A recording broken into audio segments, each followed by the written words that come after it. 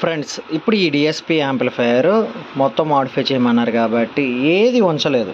ఫ్యాన్తో సహా speaker sockets చూశాను, quality వేసాం కాబట్టి అప్పుడు బాగానే ఉన్నాయి. సో అవసరం లేదు.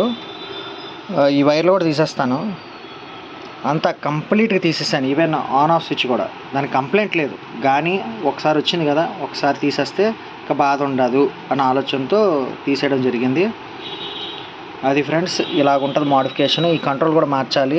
ఇది అప్పుడెప్పుడో వేసింది 4 years బ్యాక్. ఇక్కడ ఇవ్వలేదు, నేను బ్యాక్ సైడ్ ఇచ్చే సబ్ కంట్రోల్. కానీ ఇప్పుడు ఇక్కడ కంట్రోల్ ఇస్తాం అండ్ ఫుల్ మారుతుంది వైరింగ్ కూడా. దీంట్లో మనకేంటంటే ట్రాన్స్ఫార్మర్ అండ్ 4 capacitors తప్ప సబ్ ప్రీ కూడా మార్చడం జరుగుతుంది. ఇంకేమైనా అడిషనల్గా ఏమైనా యాడ్ చేయాలన్నా యాడ్ చేస్తాను. అది ఎలా వస్తుంది ఏంటి అనేది స్టే ట్యూన్ పెడతాను మీకు. ఇది అన్నమాట మోడిఫికేషన్ అంటే, యాంప్ అంటే.